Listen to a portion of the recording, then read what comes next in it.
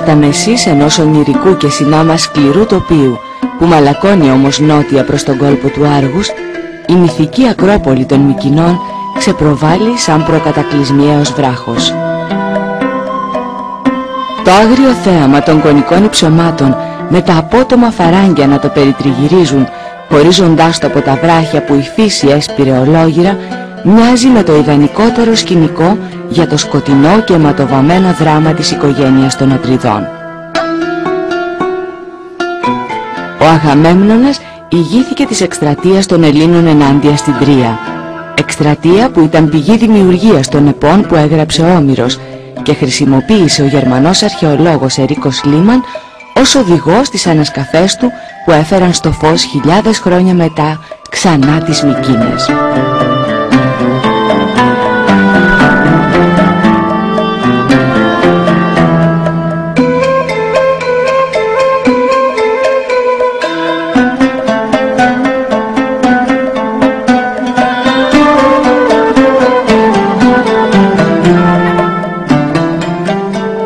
Πέρα από την πύλη των Λεόντων θα διασχίσετε ένα πέρασμα που θα πρέπει να ήταν σκεπασμένο και να έκλεινε με μια δεύτερη πύλη που σήμερα έχει εξαφανιστεί. Δεξιά υπάρχουν οι βασιλικοί τάφοι που τους προστάτευε ένας κυκλικός περίβολος που διατηρείται ακόμη σε καλή κατάσταση. 6 τάφοι βρέθηκαν μέσα σε αυτόν που περιείχαν 19 σκελετούς και τους θησαυρούς που είχαν ταφεί μαζί τους, προσφορά στους νεκρούς. Απέναντι από την πύλη, μια φαρδιά οδός της ίδιας εποχής με το τείχος οδηγούσε στο κλιμακοστάσιο που έφτανε στο ανάκτορο των Ατριδών. Σώζονται αρκετά ίχνη του ανακτόρου και μας δίνουν μια ιδέα σχετικά με το σχέδιο. 2 είσοδοι υπήρχαν για να μπει κανείς στο συγκρότημα του Μεγάρου. Η χτιστή σκάλα με τα 22 σκαλοπάτια οδηγούσε στην αυλή του Μεγάρου. Αριστερά της αυλής είναι το δωμάτιο του θρόνου που ο βασιλιάς δεχόταν τους ξένους. Στη μέση του Κύριος Μεγάρου σώζεται η εστία διακοσμημένη με ασβέστομα πολλών στρωμάτων. Η πυρκαγιά που κατέστρεψε το Μέγαρο δεν επέτρεψε να βρεθεί το παραμικρό ίχνος διακόσμησης που υπήρχε στο έδαφος. Σώθηκαν όμως κάποιες τοιχογραφίες. Στην κορυφή της Ακρόπολης θα δείτε τα θεμέλια ενός δωρικού ναού του 3ου αιώνα, χτισμένου στην τοποθεσία του Μικηναϊκού Ναού των Ανακτόρων. Ένα υπόγειο θολωτό περνάει κάτω από τη βόρεια πρόσωψη του τείχους, ακολουθώντας μια φυσική σχισμή του βράχου για να φτάσει σε μια κρυφή δεξαμενή, την οποία τροφοδοτούσε με νερό η Περσία πηγή σε βάθος 12 μέτρων. Το κολοσιαίο αυτό έργο έγινε το 13ο π.Χ. αιώνα. Τα σημαντικότερα μνημεία που υπάρχουν έξω από την Ακρόπολη είναι η θαλαμοειδής και η θολωτή τάφη.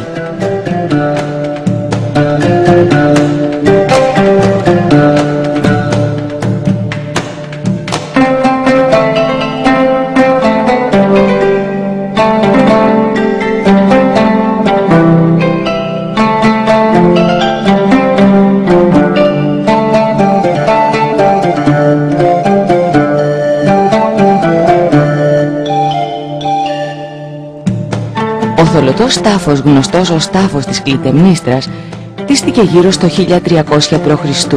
και μετά την αναστήλωσή του παρουσιάζεται σε αρκετά καλή κατάσταση.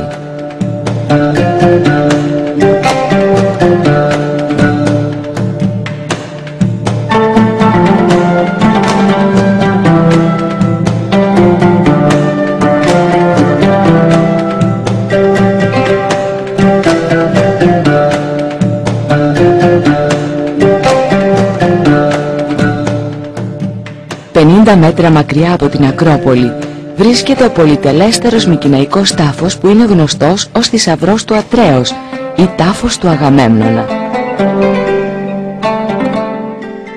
Πρόκειται για ένα από τα σημαντικότερα μνημεία της εποχής του Χαλκού στην ηπειρωτική Ελλάδα.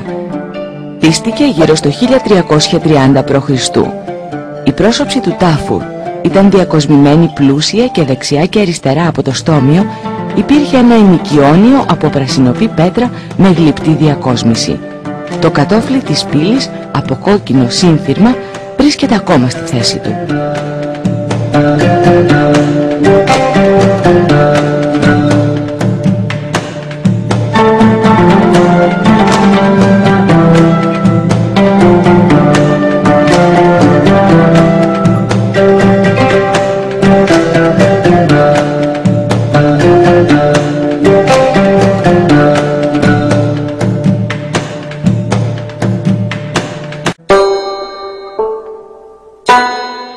Στο δρόμο που συνδέει το Άργος με τον Ναύπλιο βρίσκεται χτισμένη πάνω σε βράχο η αρχαία Ακρόπολη της Τύρινθας, μιας από τις σημαντικότερες μικηναϊκές πόλεις που συνέδεσε το όνομά της με το μυθικό κύκλο του Ηρακλή.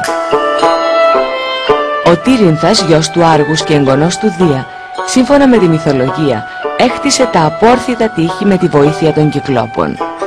Κατοικημένη από την πρωτοελλαδική εποχή η πολιτεία της Τύρινθας γνώρισε μεγάλη ακμή μέχρι και την κάθοδο των Δωριαίων, ενώ καταστράφηκε από τους Αργίους το 460 π.Χ.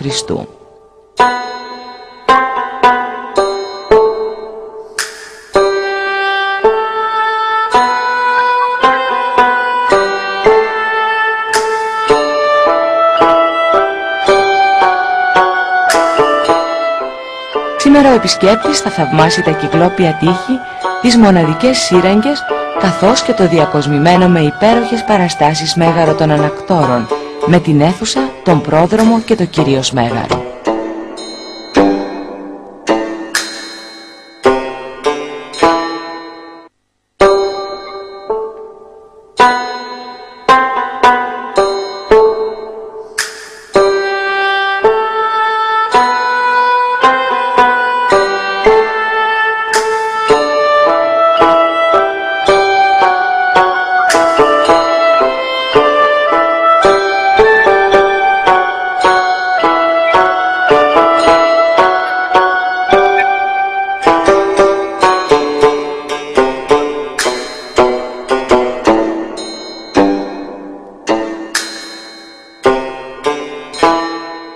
Πολλές απορίες τόσο από τους φορολογούμενους όσο και από τους επιχειρηματίες. Μπαίνει από σήμερα πιλωτικά στη ζωή μας η φοροκάρτα. Πώς λειτουργεί, τι επιπτώσεις θα έχει στην οικονομική μας ζωή. Αν θα εξυπηρετήσει και τι προβλήματα θα δημιουργηθούν. Αν έρθει ο πελάτης, προφανώς δεν ξέρουμε τι να κάνουμε. Δηλαδή, αν μας δώσει μια κάρτα, πού θα τη βάλουμε. Οι κάρτες αποδείξεων διατίθενται από 27 τράπεζες χωρίς κόστος και κατά την παραλαβή τους δεν ζητείται ταυτότητα ή άλλο στοιχείο ταυτοποίησης.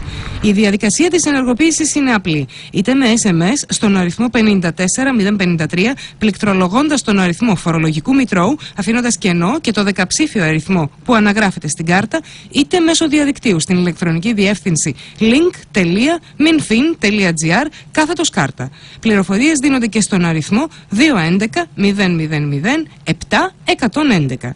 Στέλνοντας αυτά τα στοιχεία, ο φορολογούμενος θα λάβει άμεσα ενημερωτικό μήνυμα για την επιτυχία ή μη της αντιστοίχησης και την ενεργοποίηση της κάρτας.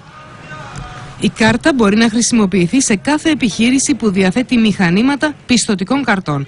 Έτσι, στις συναλλαγές, μετά την έκδοση της απόδειξης, ο επιχειρηματίας περνά τη φοροκάρτα από το μηχάνημα της πιστωτικής κάρτας. Πληκτρολογεί το ποσό της συναλλαγής και εκτυπώνεται αποδεικτικό, το οποίο παίρνει ο φορολογούμενος. Παράλληλα, χρεώνεται η φοροκάρτα με το ποσό της συναλλαγής. Πρέπει να αλλάξουν τα λογισμικά των τραπεζών πάνω στα POS, στα μηχανάκια τα ηλεκτρονικά τα οποία έχουμε για τις πιστωτικές κάρτες, να συνδεθεί το σύστημα αυτό με την Γενική Γραμματεία Πληροφορικών Συστημάτων για να μπορέσει να λειτουργήσει. Είναι πολλές οι επιχειρήσεις οι οποίες δεν διαθέτουν μηχανήματα πιστωτικών καρτών και άρα η φοροκάρτα δεν μπορεί να περάσει. Σε αυτές τις περιπτώσεις, ο φορολογούμενος πρέπει να πάρει την απόδειξη και να τη συμπεριλάβει στην δήλωσή του όπως έκανε μέχρι τώρα. Δεν έχουμε μηχάνημα πιστωτικών καρτών και άρα με αυτόν τον τρόπο δεν μπορούμε να βάλουμε φοροκάρτες. Όπως τονίζουν από το Υπουργείο Οικονομικών, εκτός από τη διευκόλυνση του πολίτη, η κάρτα αποδείξεων θα μετατραπεί σε εργαλείο πάταξης της φοροδιαφυγής. Μόνο έτσι θα περισταλεί κάποιος σε μεγάλο βαθμό η φοροδιαφυγή. Είμαι ενημερωμένος και νομίζω ότι είναι σωστό μέτρο. Κάθε πολίτης μπορεί να είναι συνδεδεμένος με περισσότερες από μία κάρτα, ενώ μπορεί να παρακολουθεί τις συναλλαγές του μέσω της ειδικής εφαρμογής στην ιστοσελίδα της Γενικής Γραμματείας Πληροφοριακών Συστημάτων.